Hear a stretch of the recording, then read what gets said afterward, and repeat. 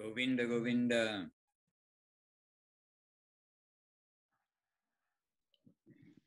Hare Krishna. All right, so first of all, we've come together in London. And Ananda Sarupini has informed us her microphone is not working, so we won't be able to ask her any questions. Very convenient. Very convenient. But she can answer by typing, maybe. Devotees, we've come together, and quite a lot of devotees were here together. We've come to London, and we can share ourselves between West London and East London. Yes, and there's Ananda Sarupini in the evening light of East London, with the gas lights of the London gas lights. All right. So let us give our obeisances together, and then we can say Om Agyan to Guru and Namo Maha to Mahaprabhu. So first of all, our obeisances. Bancha kalpa tarubhyascha kripa sindhubhya Patitanam Vaishnavebhyo Namo Namaha. And to Guru, Om Agyana Timirandasya Gyananjana Shalakaya Chakshuram Militam Yena Tasmai Shri Gurave Namaha. And to Mahaprabhu, Namo Mahabhadanaya Krishna Prema Pradayate Krishnaya Chaitanya Namne Gaura Tishe Namaha. Sri Krishna Chaitanya Prabhu Nityananda Sri Advaita Gadadhara Srivasadi Gaura Bhaktavrinda. Hare Krishna, Hare Krishna, Krishna Krishna, Hare Hare, Hare Rama, Rama Rama, Hare Hare. Hare Krishna.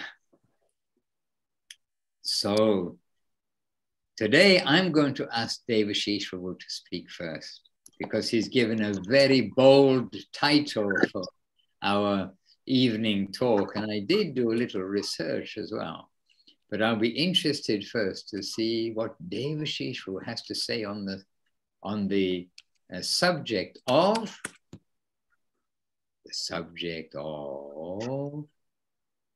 only Krishna is real. Everything else is false. So this is Devashis Prabhu's title. I'm bouncing it back to him to say, okay, you've made such a bold statement to the world, with all humility, no doubt. But you've made such a bold statement with humility. How do we harmonize those two words, expressions? And so, yeah, actually, it's just been something that's I've been thinking about over the last few days, especially because this weekend, and I hope, you know, our mother won't take any offense of this, but this weekend is Durga Puja just gone. Oh, and, really? Yeah, and so many of our devotees going to the local Durga Puja, meaning the Bengali, Bangladeshi devotees. And I'm thinking, and when I see some of the devotees filming their participation there, and I see it is completely mundane, the whole thing, you know, like more or less disco dancing in front of Durga Devi, and men and women together, and, you know, like all show and nothing substantial. And I'm just thinking how is all false, actually, you know, that there's no reality in this. And also, you know, in relation to that, somebody posted, I guess in response to some of this, that's Srila Prabhupada saying that in Vaikuntha, or in the spiritual world, there is no Devata Puja. It's only worship of Krishna, worship of Vishnu. It doesn't exist there. Of course, in the Leela, we understand there's some worship of goddess Katyayani by the gopis and so on, but that's all relative to their position of desiring Krishna. They're not praying to Durga for anything material. They're praying, please give us Krishna as our husband. That's all part of the Leela of that. But it is here, it is actually that mood of the Durga Puja that I see is all about enjoyment and actually all namaparat, because they're thinking that worship is the same as worship of Krishna, or the worship of Krishna is the same as that worship. And I find that very difficult, especially Srila Guru Maharaj. I was just reading a few days ago, Srila Guru Maharaj saying that once we have accepted Krishna as our master, then we have no right to go anywhere else apart from Krishna. Actually, we're not, he says, it's not in our, how you say, I can't remember the exact words he used, but basically it's not our freedom to leave Krishna once we've surrendered to him.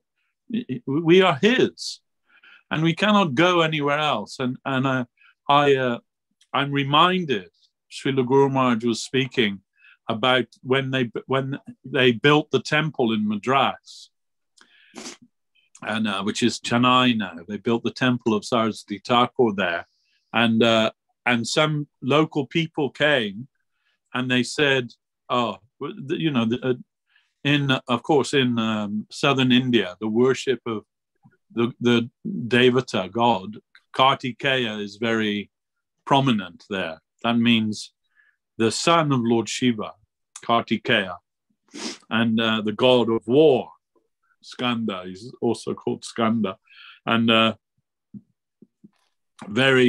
worship of Kartikeya is very prevalent in southern India, and Madras being in southern India. Then local people came and said, "Oh, this hall, meaning the Nat Mandir here, has been built using public money." So, you know, money was given from the government and different like that. Has been given from public money. So the public should be able to utilize this this hall, or this mandir, for some public function. And we want to make some Kartikeya puja here. So they had agreed. Guru Maharaj said, we agreed that they could come and do the Kartikeya puja there, and they gave some money to facilitate this. He said, but when Prabhupada, Srila Bhaktisiddhanta Saraswati Thakur, heard that, he said, no, you must give the money back. And if they're saying the money to build has come from the public, that also you can give back. So because now this mandir has been offered to the service of Krishna, it will be an offense to Srimati Radharani to allow the worship of any other god or goddess to take place in this mandir, in this place that has been consecrated for the service of Krishna. And to think that the worship of this god or that goddess or anyone is the same as the worship of Lord Krishna, it actually is offense. And so if we are supposedly devotees of Lord Krishna, if we have given our vow to worship Lord Krishna, and I say that in this way, you know, in our mission, we never heard Guru Maharaj or Gurudev say, you know, what do you vow not to do this and not to do that, and all of these things at the time of initiation, which they do in some other organizations. But we never heard any of that. But what I did hear Srila Gurudev say on many occasions is that my expectation is from this day that every day you will worship Krishna, that you will serve Lord Krishna. From this day forward, every day you will serve Lord Krishna. This is my expectation. So then if we are going here or going there for the worship of some other god or goddess, that is actually being unchaste to our Guru and to Lord Krishna and the whole line of Mahaprabhu. And some may say, okay, oh, it is just a like normal thing. But I also read in Gopal Bhatta Goswami, he's written Sat Sarakriya Dipika, which is basically the process of Vaishnava marriage. And he's given that in two sections. The second section is the actual process, the procedure for doing the rites, if you like, for a marriage of Vaishnavas. But the first half, the whole half of the book, is all about how that normally when people do so-called Vedic marriage, they worship various devatas like Ganesh and so on. They give this worship before performing the marriage ceremony. But half of the book, written by Gopal Bhatta Goswami, is explaining why we should not worship the devatas at the time of marriage, but should worship the Vaishnavas at the time of marriage. I mean, seriously, he takes it so seriously, if you like, that half of his treatise is about this subject. So it's not just a small thing. It's an important thing in our line. And I understand that at the same time it's a cultural thing, that people, especially people from Bengal, they cannot leave that Durga Puja because it's just it's like part of their DNA. And in a sense, it's very much like the Western devotees maybe have some attachment to observing the Christmas. But we don't really, and those of us that do that with our family, with our children and so on, we don't do it as a religious thing. It's more a cultural thing. And I understand that in that way, Durga Puja may be a similar kind of a cultural thing that, that they did at home and they still do, a family tradition and so on. But to see our own devotees, those who have given themselves formally to the worship of Lord Krishna, so dedicated their lives or accepted initiation into that line, to see them, disco dancing in front of Durga in some kind of, sensual abandon almost. It's quite difficult to see that. And so I can understand that maybe it's the family tradition, but just go along and bow your head and then come away. Why you need to fully take part in it. But anyway, this is something that has come in my mind that, in really, ultimately, everything in Krishna consciousness in this world is only in relation to Krishna. And this is what we accept. This is what we embrace when we come to the lotus feet of Gurudev and accept the path and the creed of Sri Chaitanya Mahaprabhu, that only the worship of Krishna will give us real auspiciousness and will give us actually spiritual life. This idea that worshipping the Durga, or the various, in her various expansions, as you can say the prison warden, that if we placate the prison warden, she may be able to give us early release or something like that. Actually, we find that's refuted in Chaitanya Charitamrita. I believe it was the brother of was it Ramananda Rai? Maybe the brother of Ramananda Rai, who was an ardent devotee of Mother Durga, but prayed to her not for all the material things which normally people pray to Mother Durga for. Excuse me, 1 second. I have to mute something. But he actually prayed with a spiritual intent, and his devotion to her was so strong that finally she personally appeared before him to bless him and asked, "What is it that you desire?" And he said, or, you know, although he'd heard many things from, I believe, Ramananda Rai himself, that the worship of Lord Krishna was the highest type of worship, but he couldn't leave the worship of Durga. And she appeared to him and asked, what is it that you desire? And he said, I desire liberation from this world. And she said, well, you're mistaken if you think that it's in my gift to be able to give that to you. Only Krishna can do that. And so, you know, on her advice, she advised him to become a devotee of Lord Krishna. So this is actually the only way. And the worship, and Krishna himself says in Bhagavad Gita that those who worship the devatas, they are of less intelligence, not understanding that all boons and benedictions that they can give they only come from me, not from anyone else.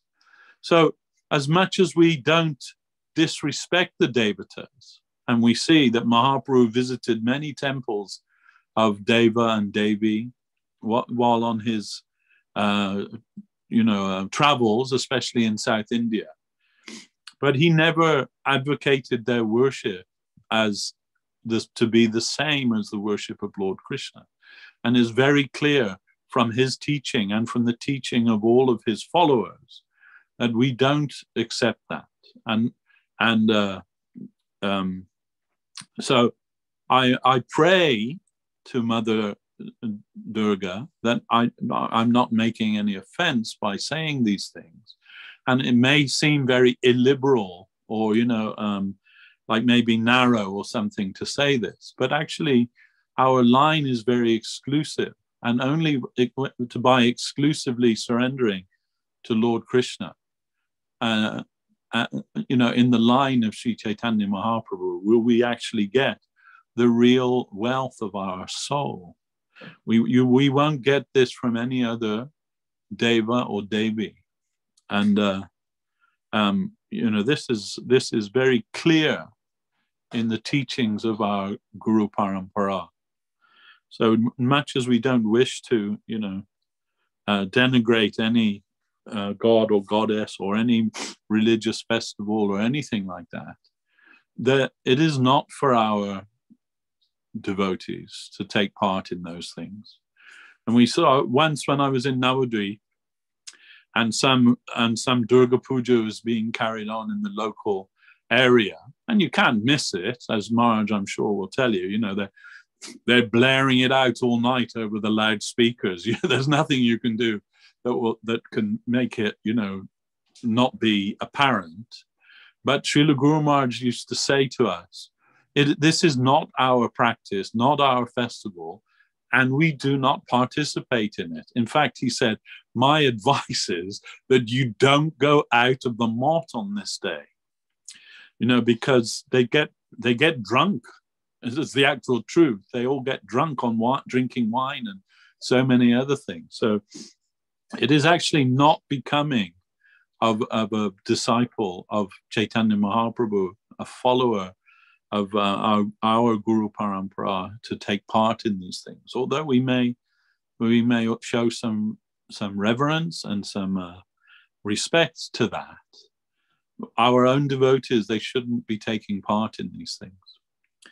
But anyway, this is just something. So, because it's all part of Maya, it's all saguna. It's not anything to do with real spirituality.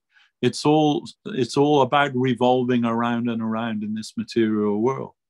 So, if you may be able to get some more comfort by placating the prison warden, by making the prison warden happy. But the prison warden can't give you release from the prison. Only the prison warden's boss, which is Lord Krishna, can do that. Daiviyesha gunamayi mama maya darachaya. In Bhagavad Gita, Krishna says that this Maya is another name of Durga also, that is insurmountable. No one can cross over her unless and until they surrender to me, because that is her service that she's doing to me, to keep those who are insincere away from disturbing Krishna and his devotees. So anyway, and I remember also that once we were invited in London to a temple of Durga, and Gurudev was asked to give a lecture there. Srila Govinda Maharaj was asked to give a lecture there. And Srila Gurudev went there, and in their main altar, there's a big murti of Durga Devi sitting on the back of a lion, and all the devotees came in, you know, and all of they have a big festival there. But when Gurudev came, he bowed down before her, and he called her. He said, "Jai Jogamaya." He called her Jogamaya. This was his vision, because of course Mahamaya is only a reflection of Jogamaya. In her spiritual form, she's Jogamaya. So the Vaishnavas, they have that kind of vision. And so someone may say, oh, well, maybe our devotees are going there with that mood. But if that's the case, why they're dancing like discotheque dancing in front of her, you know, men and women together, and all very unhappy to see that. Anyway, what can we do? But this is my thinking when I gave this title, how actually only the worship and service of Lord Krishna is real. Everything else is false, including the worship of Devi Devata, if it is not in relation to Lord Krishna. The worship of Lord Krishna, that is everything. And we may say that, oh, we're very narrow, but we are not Hindus, actually. We are not Hindus. And those who have come to the path of Mahaprabhu, the religion of Mahaprabhu, they have to sever that connection ultimately. Once when I was at the Mott, and I previously I'd been with a friend of mine in Calcutta, and they had observed the Diwali festival, and at their home, I was there during the Diwali festival, and that friend of mine, his sister, she gave a rakhi to me, you know, like it's a bangle or like the tied thread, which a sister gives to the brother, and like that. So I was wearing that when I came to the Mott, and one of the senior brahmacharis there at the Mott said to me, "Why you are wearing that? This is for karmis, not for devotees." So, you know, I took that seriously, and it is a serious thing. So maybe I just have a bee in my bonnet. I don't know, but it is just something that I wanted to express, and I hope that nobody feels offended by that. I think that's enough from me for this evening. Hare Krishna, Jai Gurudev.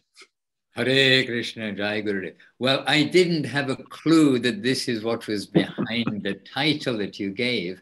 And rather, I thought, oh, there's something very auspicious in the ether, because we've been circling around this, as Sevarupa points out in the chat box here, talking in discussion about Krishna, Narayan revealing himself to Lord Brahma, and then giving instruction to Lord Brahma after Lord Brahma's penances, and then the 4 Chatushloki, the 4 seed verses of Srimad Bhagavatam. And there in 4 verses, then we're getting what's come out from those 4 verses. We're getting the whole Srimad Bhagavatam. So she's quoted verse 34, but I'll also, in fact, we can read all 4. It's only 4 verses. They're very short. But verse 33 also, here's Narayan saying straight to Lord Brahma after, I mean, a long history builds up to this point. But the point is, here is the very fullness of everything coming out, which is then going to be expanded. So the first verse, the translation, so this is Srimad Bhagavatam, Canto 2, Chapter 9, and the first verse is verse 33. So it's 2, 9, 33 of Srimad Bhagavatam. Brahma, it is I, the personality of Godhead, who was existing before the creation, when there was nothing but myself, nor was there the material world, the cause of this creation. That which you see now is also I, the personality of Godhead. And after annihilation, what remains will also be I, the personality of Godhead. In the next verse, O Brahma, whatever appears to be of any value, if it is without relation to me, it has no reality. O Brahma, whatever appears to be of any value, if it is without relation to me, it has no reality.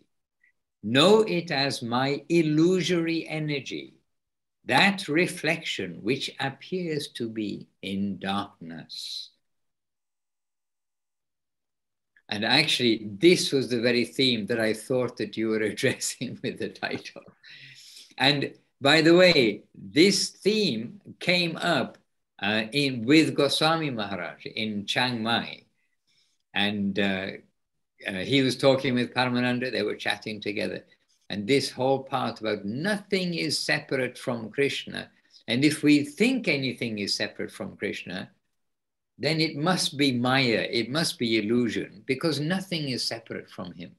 So they'd been discussing that. And then when Paramananda joined our Back to Basics, which is on this theme this recent time, then he was saying how somehow all over the world there becomes some prominent vibration sometime, or some prominent thought which is there in the ether, which is coming out. And I actually, when I saw this title, I thought, oh, Devashis Prabhu, he's also connecting with this kind of a thought, that everything is connected with Krishna, whatever we see. However, we understand that the East London Temple, it does have a predominant community of Bengalis. And so it's probably very visible there, what is the traditional Bengali festivals and all these things. And this has raised some bees to buzz around to give some alertness to this point. But actually with us here, there's only one or two. In fact, who is Bengali here? Maybe no one is Bengali right here. Some Indian, yes, but not Bengali. Rupak only. Where's Rupak? I don't know. Oh, you mean in the assembly? I thought you meant in Italy. No, in the assembly, yeah, in the assembly.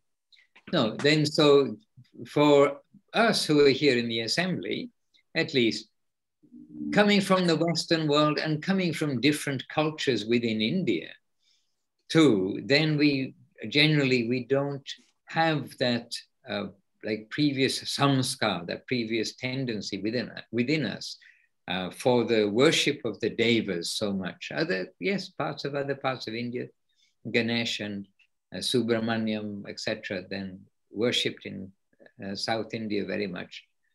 But also in South India, by the way, is Narayan, Vishnu, and is Nrsingadev. Nrsinga is also worshipped substantially in South India.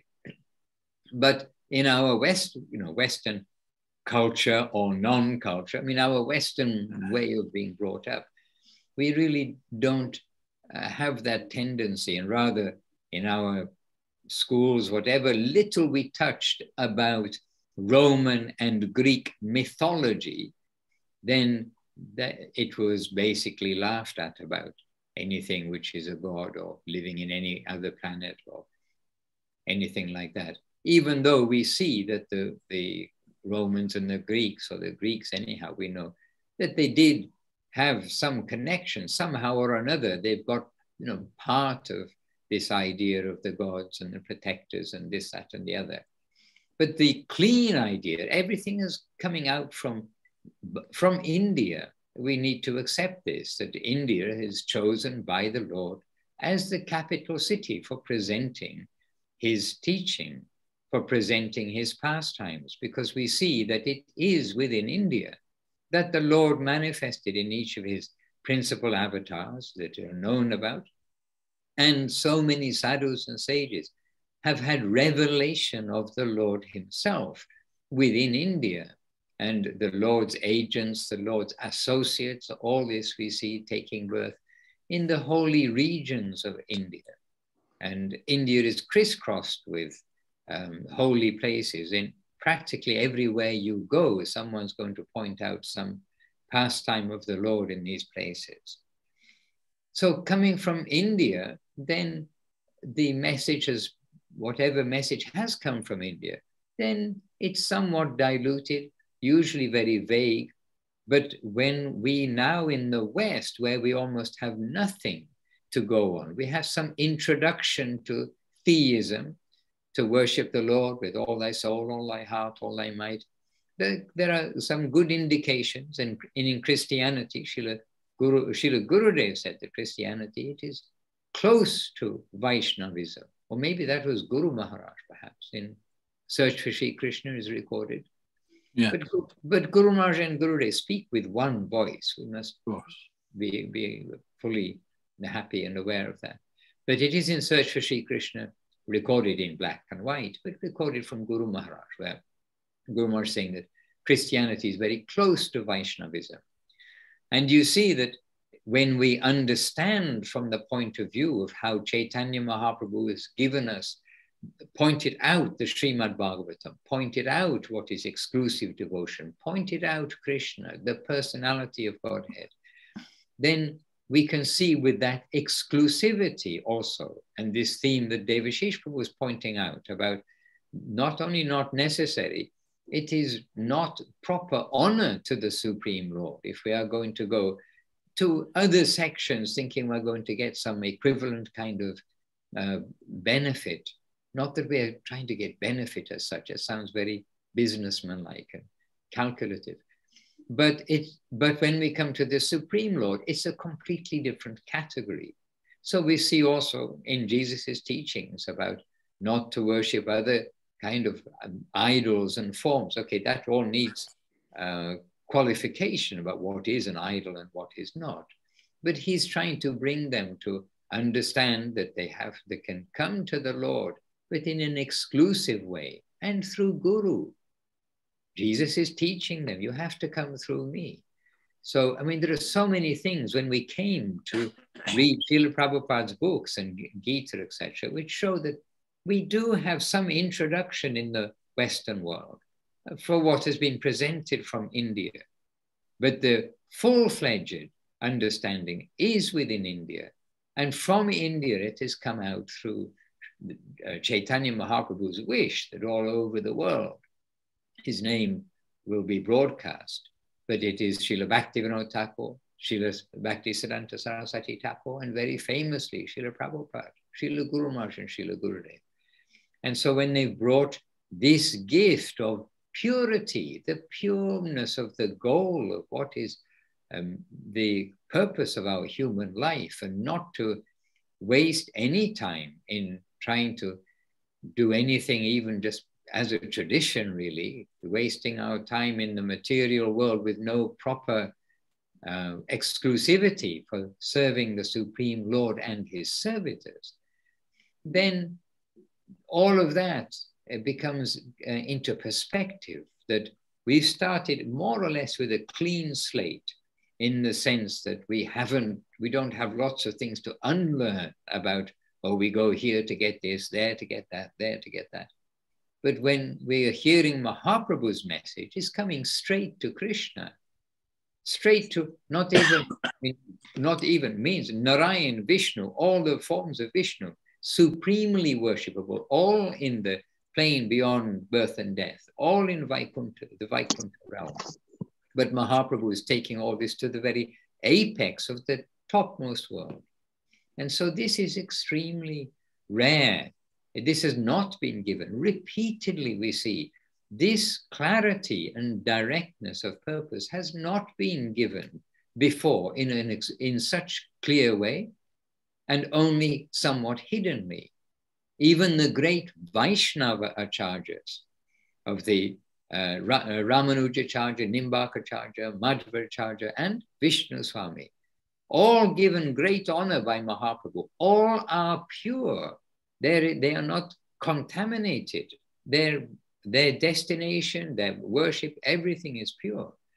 But not the apex, not the final goal of the upper world of Vaikuntha, the Lord's realm, land. That highest realm is there with Krishna. Krishna, Ishvara, Parama, Krishna, Satchit Ananda Vigraha, Anadiradir Govinda, Sarvakarana Karana. So Srimad Bhagavatam, Sri Brahma Sanghita, these books are bringing us to the very goal of all religious conception.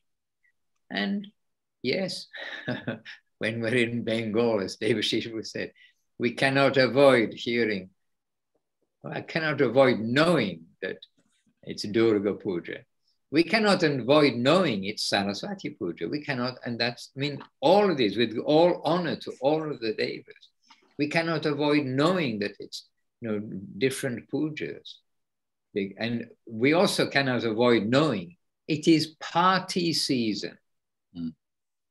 In January in Bengal, it looks very similar, it sounds very similar. Big loudspeakers with distorted beyond their capacity, playing pop music. You can say playing pop music. Bollywood music is pop music. And sometimes they're playing Western pop music. I mean, literally Western pop music. And they're getting drunk and they're doing so many things. But it's almost like another party. By the way, why in Bengal is January the party? They call it picnic season. They rent buses, their whole families, the villages, they go somewhere, put up giant speakers and go and be stupid, to be quite frank. Getting intoxicated is being stupid, an excuse for being stupid. And anyway, we see this happening, but why January? Because in Bengal, it's a little cold. So they have a good appetite and they can be out in the day and spend their day enjoying. In the summer, it's too hot and the appetite in the middle of the day may not be what it would be in January. So they party then. But we've been with Gurudev during Durga Puja and Kali Puja and Ganesh Puja and different pujas and Diwali that Devashis Prabhu mentioned, which is all throughout India, I believe. It is very traditional time of family reunion, families coming together from different places. Very difficult to get any reservations on trains and planes and things during that time of Diwali. But they all have their religious background, but they do also have their social background where the families come together.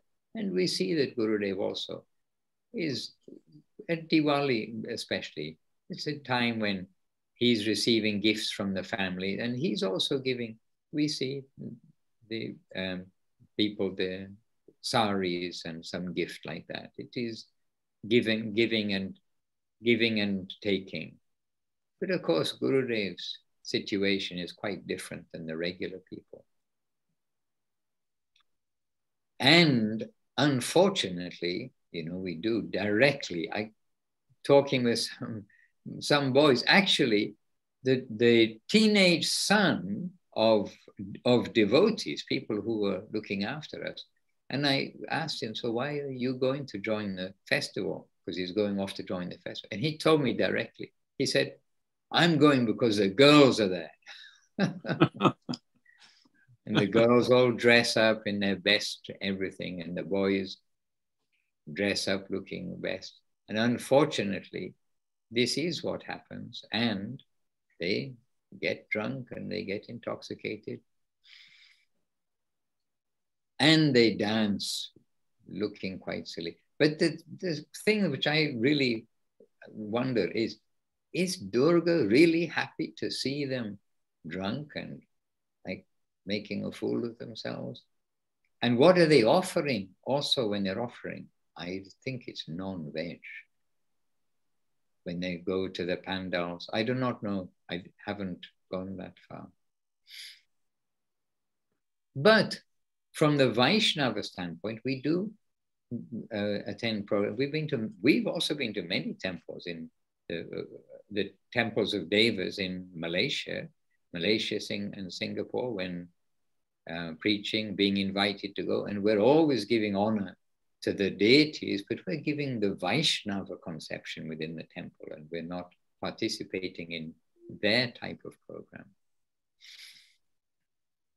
So from our point of view, we give honor to all of the devas, and we can consider that they will be happy when we are talking about Krishna, when we're trying to come to Krishna, when we're trying to make our life successful. They know what is what. They are also caught within this world. I mean, they're engaged in their seva here. And in Prapana Jivanamritam, there is also a quotation of a verse that Guru Maharaj has selected there, that one is not qualified to become a husband, a wife, a demigod, a teacher, and maybe some other things, if one is not able to deliver one's dependence from the clutches of birth and death. For those of you who are planning on getting married, you shouldn't become a husband, you shouldn't become a wife, you shouldn't have children unless you can deliver them from birth and death. So all of these things are there. But coming to what I originally was had this idea of the theme, was this Chatur Shloki of Srimad Bhagavatam, and that the whole of Bhagavatam, the whole of Mahaprabhu's teaching, the whole of actually all the pure Vaishnava teaching is coming to let us be Krishna conscious. And anything that we think is not Krishna, it must be illusion. And this is right here in the Chatur Shloki. And so we need to see everything around us in relation to Krishna. And the only way we can do this is by the grace of Guru and Gauranga. And by their grace, how to draw their grace is to follow their guidance. They give their blood, they gave their everything to try to transmit to us something very wonderful. But for us to only know it is insufficient. We really have to do it. And that means we have to chant our japa. I had my japa beads here just now. Oh, where are my japa beads? Oh, I put them ready for tomorrow because they're going out tomorrow. So I put them ready for tomorrow. But we need to chant our japa. We need to come and congregationally chant, even if it's only with one other person, two other people. Doesn't matter. In our homes, whatever, wherever we may be, we can chant, we can read together. It is reading together, even with one or two more devotees. It is always special. And it is the full kirtan when we can try to glorify from within. And also we have the quote, which again I can find, but not directly with me, that the only way to worship Mahaprabhu is also through Nama Sankirtan. And then in this way, by their grace, then their teachings will become known to us, because they're all indicating something. And what are they indicating? That we will see Krishna everywhere. We will start to wake up. We will make our lives actually awake in the living plane. And they guarantee it. That's the other thing. Gurudev also like asserting something, guarantee. You are connected. You are connected. Now you be sincere and you do. And Gurudev is saying that I see that you are all liberated. You are all successful. You may not see it. I can see it. But how long it will be before that will come, that to some degree or to a large degree is in your hand. If you are sincere, and then to quote Guru Maharaj from this one, as much as we are sincere, then we are safe in our Krishna consciousness. So let us try to really be sincere and to keep these treasures of our life that we've come to learn from Mahaprabhu, from Guru, the most generous gurus who in 500 years' time, people will be looking back and seeing what has been given by Mahaprabhu and what has been given by Saraswati Thakur, Guru Maharaj, Srila Prabhupada and Srila Gurudev. And so let us try to put this into practice, and then anything, we cannot see anything non-Krishna. We cannot complain about the environment. We have to see that everything is for our good, the best thing for us, not even a little bit good for us, but we are all in the best situation for our absolutely unique circumstance. We will try to read that environment for our betterment with the affectionate hand of the Lord behind that circumstance. So these wonderful things, I wish for myself, I'm very selfish, just to read this verse again, this verse 34, yes, of the Chatur Shloki. So Srimad Bhagavatam, Canto 2, Chapter 9, 2, 9, 34. The second of the Chatur Shloki of Srimad Bhagavatam. And we read this time the Sanskrit too. Rite ritam yat pratiyeta, na pratiyeta chatmani, tad vidyat atmano mayang yatha bhaso yatha tamaha. O Brahma, whatever appears to be of any value, if it is without relation to me, it has no reality. Know it as my illusory energy, that reflection which appears to be in darkness. And by the way, if you haven't done so recently, then please, we do encourage you to read these purports. And I have read them very recently, like 3 or 4 days ago. And really it is a source of life for us. And that was inspired by also coming back to reading these purports of Srila Prabhupada. It was coming from the inspiration of the energy and heart of Divya Shakti and Devidasi and Purushottam Prabhu, who came very recently from Salt Lake City, now called Sweet Lake City, renamed by Munindra Mohan Prabhu. And they've come here on their way to Thailand. And they were very inspired. And so we also read these and inspired. And this is so helpful for us to see the Lord's hand everywhere. And everything is amazing. Everything does have the Lord. The Lord is in everything. The verse before that blows everybody's minds, because the Lord is in everything. He's made everything in. He's in everything, but yet he is not within everything. But we are very blessed to be stressed that it is all achintya. It is all ununderstandable. So again, these things are indications. But in our moments of clarity, then we can really get some idea that there is that beautiful world, which is the world of clarity, where everybody is Krishna consciousness and there's no tinge of selfish desire. What's in it for me? Will I be happy? Will I be happy if I do this?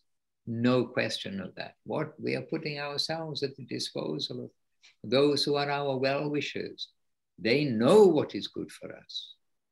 Oh, I don't think I'll be happy if I do that. No, can I have another job, please?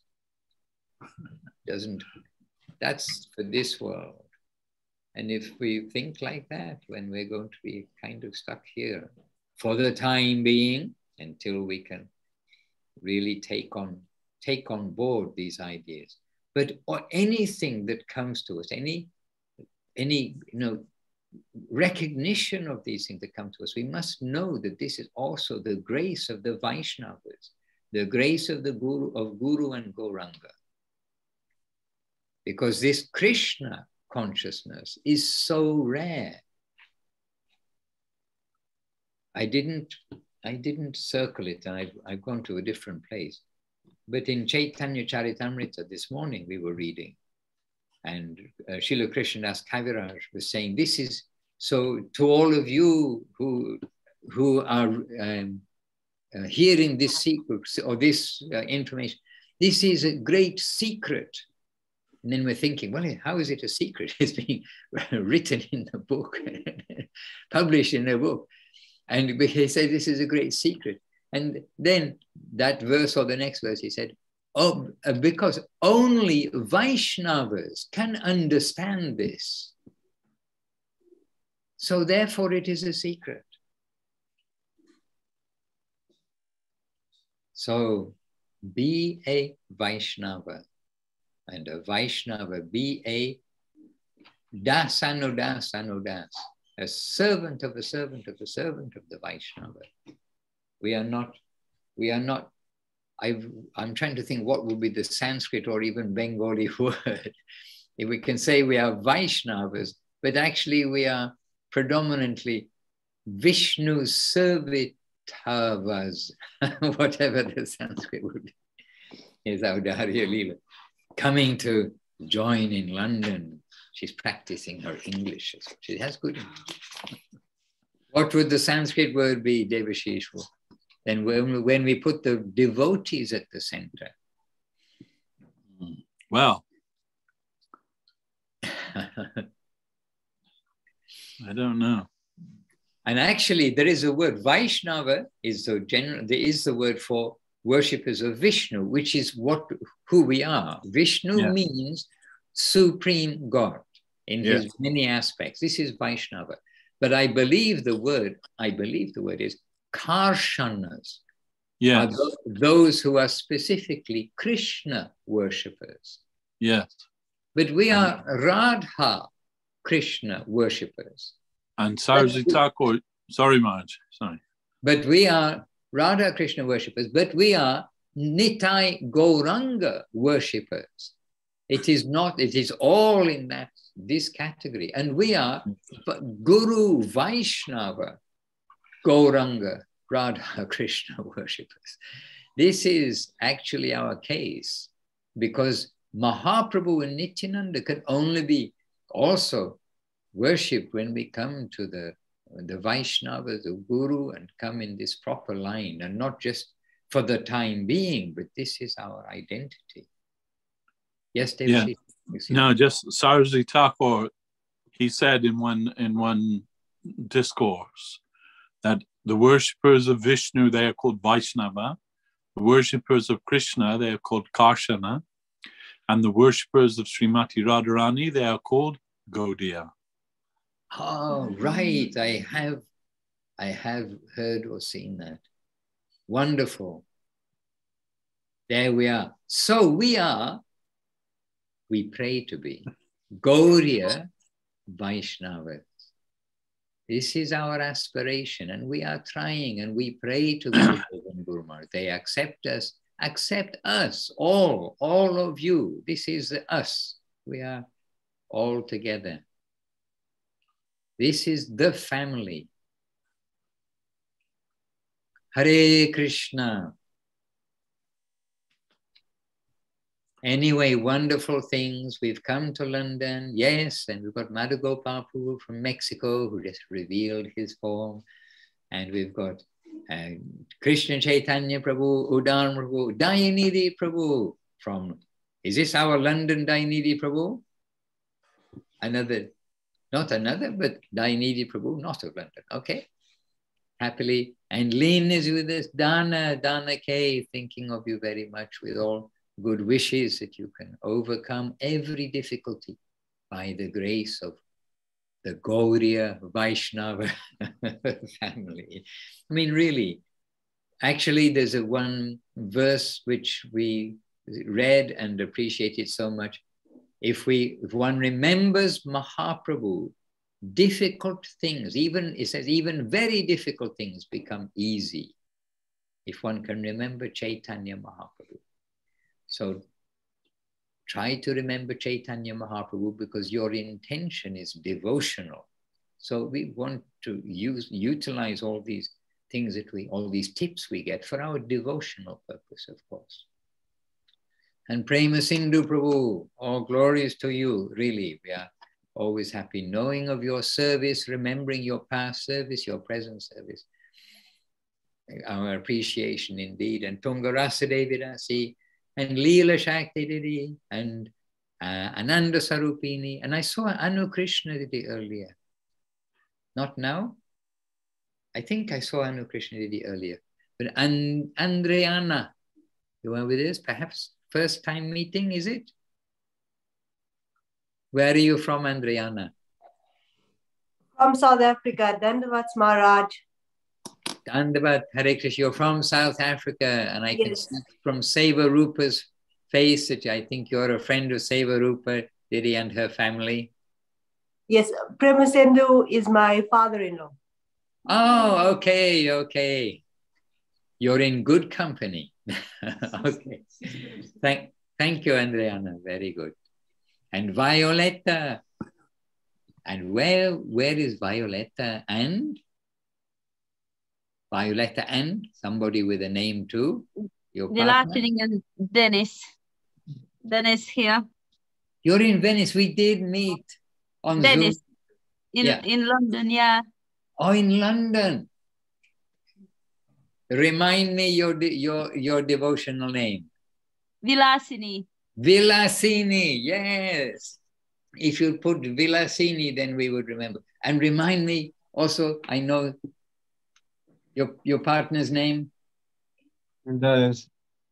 Dennis, yes, that's right. And we're remembering you. Sorry, I'm remembering you both. But if you put Vilasini there, I would have got Violet. And then Dennis. Yes, Dennis. And you're both doing good? we hope so. All right. Jai. And Krishna Mohini Didi there in Spain. And and the Sri Chaitanya Saraswat Math, West London with Saraswati and with Lavanya Moy. And there were others with you from time to time. We saw also. Good to see you back in the temple there, Didi. And we hope everything is running well. Dandavat Saraswati. We had some guest here and she had a question, but I will give you that question next time because it's a bit late for questions. Right. This time, our time has flown by. Yes. Yes, keep for next time. And if she can be with us next time, that is also very good. So we can hear in person.